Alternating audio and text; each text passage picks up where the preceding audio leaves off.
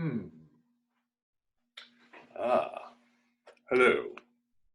I was looking for the perfect room to tell you something new, and as you can see, I have many leather-bound books, and the room smells of rich mahogany.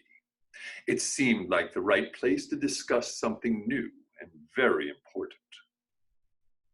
Today, we'll be graphing a line from an equation, not by using a table, which we've done before, but now just by looking at the equation in slope-intercept form. Let's look and see how it's done. Okay, so now let's look at how we actually graph these lines just by looking at the equation. Now, we've graphed before where we had, for example, an equation y equals 2x plus 1. And we picked values for x. We'd pick an x, and we'd get our y. And then we'd graph. For example, I might pick 2 for x, and we'd plug in 2 times 2 is 4 plus 1 is 5. And then we plot the point 2, comma 5. Then we put in another value for x, maybe 0. And we plug in 0. 2 times 0 is 0 plus 1 is 1. And we plot the point 0, comma 1. And then we plug in a negative. We put in, let's say, negative 3. 2 times negative 3 is negative 6 plus 1 is negative 5. And then we have that point right there. And by making a table of values, we can plot the line. We've been doing that. But now what we're looking at is how we can actually graph this line without having to make the table of values. It's kind of like we're cheating a little bit, but we're using the information that we've learned from a line and slope-intercept form. So let's take a look at how that works. Let's suppose we have an equation, y equals 1/3 x minus 4. Well, there's two pieces of information that we know about this equation just by looking at that form, y equals mx plus b. We know that m, our slope, is 1/3. And we know that b, our y-intercept, is negative 4. Remember that slope tells us how we move change in y over change in x. And the y-intercept tells us where our line crosses the y-axis. So that b of negative 4 means that the point negative 4 on the y-axis right here is a point that's on our line. Remember, that's the ordered pair, 0, comma, negative 4. And when we put 0 into our original equation, 1/3 times 0 is 0, minus 4 gives us a y of negative 4. Now this slope of 1/3, remember, it tells us how we move. It's our change in y over our change in x. So a positive 1 for our change in y means we move up 1. And then a positive 3 means we move right 3. 1, 2, 3. That point is going to be another point on our line. Want another one? Follow your slope. Move up 1 and right 3. 1, 2, 3. That point is another point on our line. Now we've run out of space on the right side of our graph here, but we can still find points here on the left side, because if you remember, if we look at our slope, a down 1, negative 3, because that's a negative over a negative, makes a positive.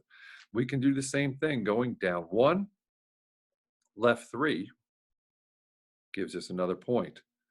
Need another one? Go down 1, left 3. That gives us another one. Connect those points, voila, we have our line, y equals 1/3 x minus 4. Let's do another one. Let's do another one just like the other one. Actually, I'm going to move that over here. Let's see why. Let's say we have a negative 3x plus 2. So let's take the two pieces of information that we know. Our slope is negative 3. And our y-intercept is 2. Now, our slope as negative 3, we want to write that as a fraction. So we can write that as negative 3 over 1. But remember, we could also write that as 3 over negative 1. And our y-intercept is 2. That's where we start. Go to 2 on the y-axis. 2, right there. That's a point on our line. Now the slope tells us how to move. Change in y over change in x. A -3 for our change in y means we go down 3. 1, 2, 3. And a +1 means we go right 1. Right 1. Keep going that direction. Down 3. Right 1. Or go up 3, +3, and left 1. That's our line. I missed. Y equals -3x plus 2. See that? Not so bad, huh? Well, I hope that helps get you started. Throughout the course of today, you're going to have a few more tasks to complete. The first is there's another instructional video from Khan Academy that follows this one.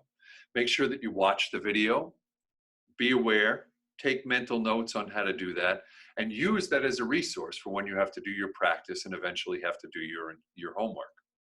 Once you go to your practice section, the first thing you'll notice is that Miss McCaskill has prepared a video for you guys outlining all the different tools that are available for you in Khan Academy to help you with the practice work. After you've watched that video, go to the practice link, and there are a few problems for you to complete using those tools. Now, if you get one of them right, awesome. If you get one wrong, use the feedback. Watch that feedback and make sure that you're making good notes of what's going on there. It's going to help you get through it. After you've done the practice, go to your homework. In the homework section of the Google Classroom, there's a worksheet. It's a standard worksheet. It's not able to be done digitally. So ideally, in a best case scenario, what we'd like you to do is take that worksheet, print it out, and then graph the lines that are indicated on the spaces on the worksheet. Do that by finding out what your slope is, find out what your y-intercept is, and graph using slope-intercept form. We've also attached an answer key, so that way you can look at the work that you've done, compare it to the answer key, and see if you've gotten it right or wrong. If you're completely off, go back and watch these videos again that'll talk through the process. If you can't print out your worksheet, not a problem. Have it up on your screen and try to visualize what your line would look like. Think, okay, here's my y-intercept, and my slope tells me to move here. Here's what my line would look like.